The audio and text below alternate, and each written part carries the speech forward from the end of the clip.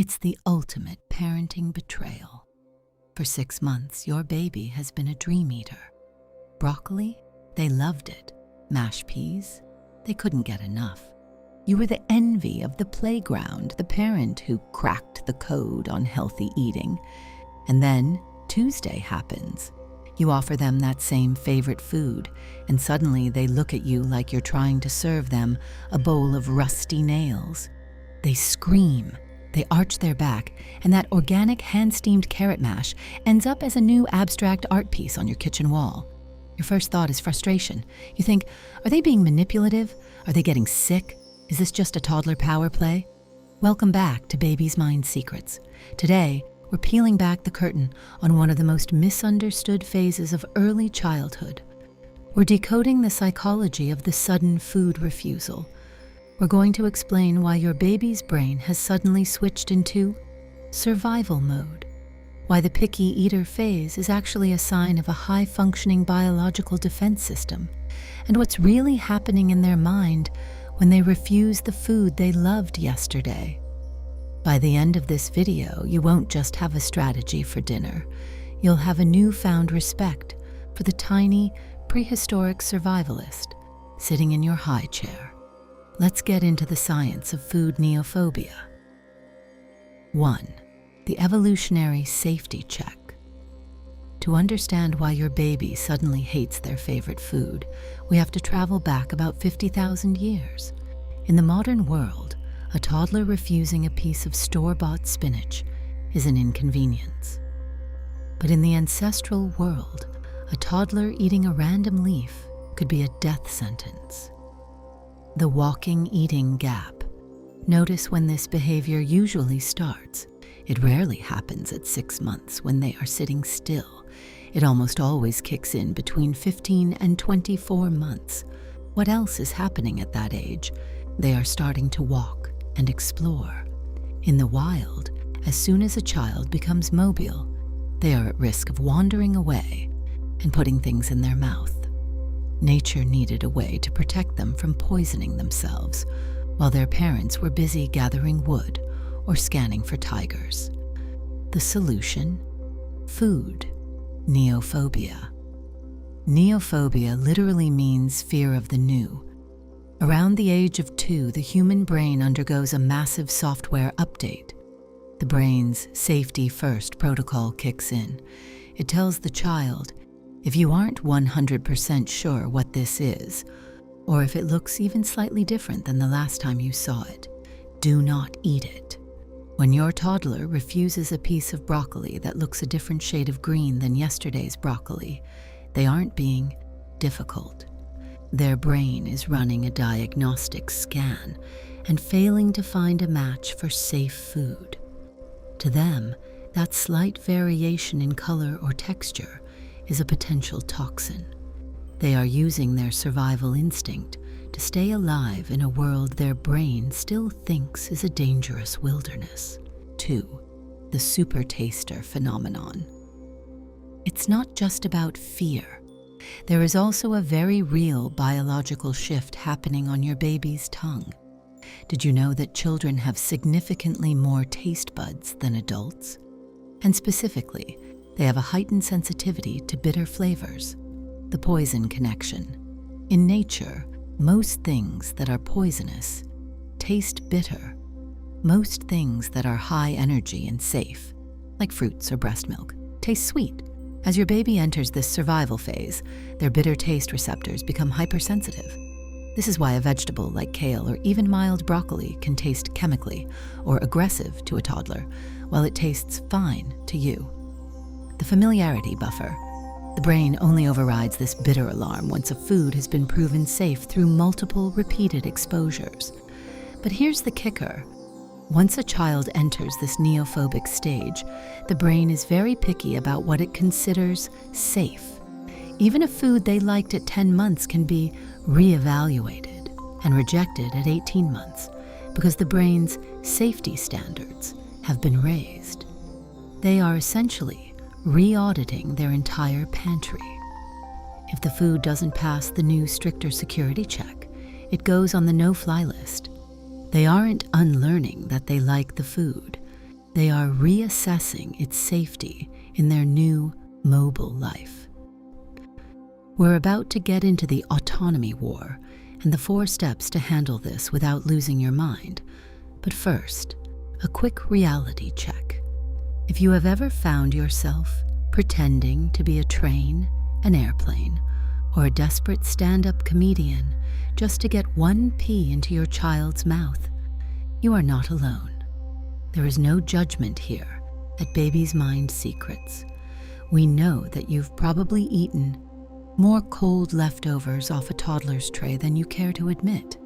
If you want more deep dives into the weird, wonderful, and occasionally frustrating biology of your baby, go ahead and hit that subscribe button. We're building a community of parents who want to lead with science instead of stress. Give this video like if your kitchen currently looks like a food fight happened and you lost. And tell us in the comments, what was the favorite food your baby suddenly turned on? For me, it was blueberries. One day they were gold. The next day, they were evil blue pebbles.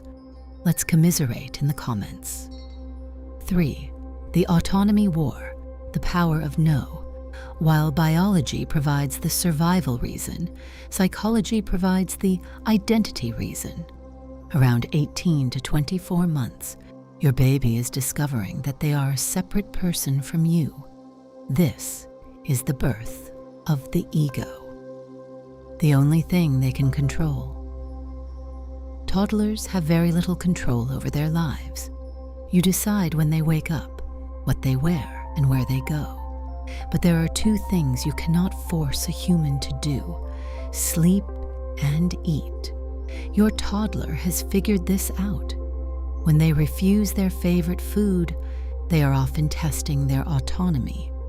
They are realizing that saying no is a powerful tool for self-assertion. It's the first time they get to set a boundary.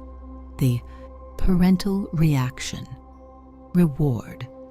If you react with big emotions, begging, getting angry, or making a scene, you are inadvertently giving them a massive social reward. You've just shown them that their no can control the most powerful people in their world, you. To a toddler, that feeling of power is often more satisfying than the taste of the sweet potato. So the more you fight them, the more they need to refuse the food to prove they are in charge of their own body. It's not about the carrots.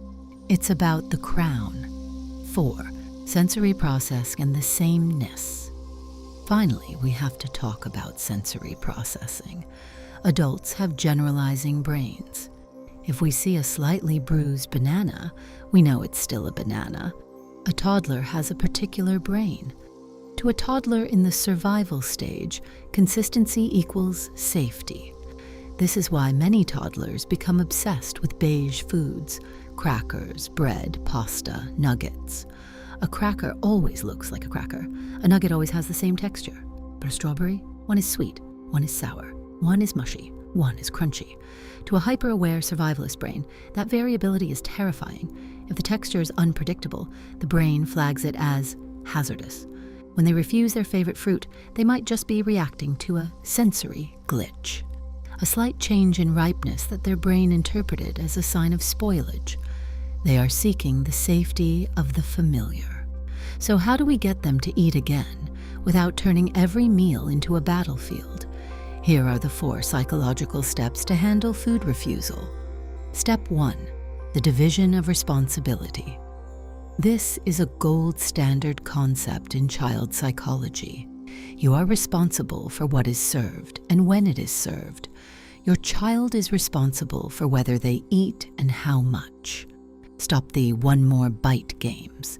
Put the food on the plate, sit down, and eat your own meal. By removing the pressure, you remove the autonomy reward. When there's no one to fight, the fight stops. Step 2. Food bridging and safe anchors. Always serve a refused or new food alongside a safe anchor, a food they currently trust, like bread or plain rice. This lowers the brain's threat level. They can explore the scary food from the safety of their safe food. Step 3.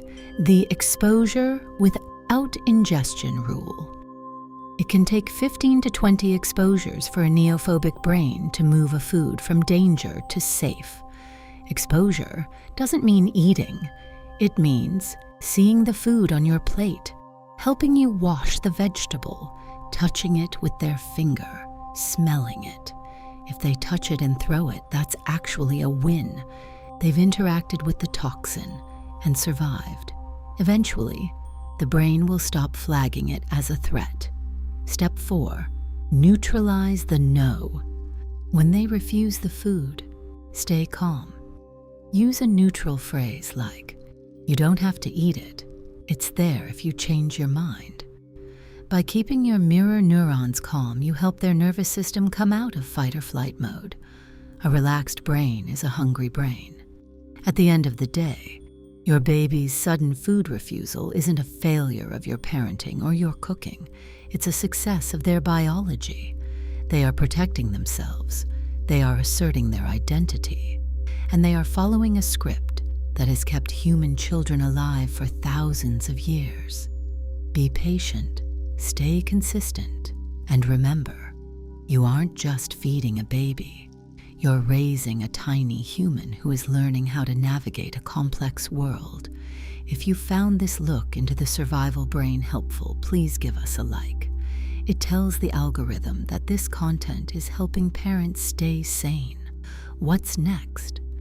To understand why your baby might be using that same survival instinct to stay awake at night, watch our video on the psychology of infants that refuse to sleep right here. Thanks for watching Baby's Mind Secrets. We'll see you in the next one, hopefully with a little less food on the walls.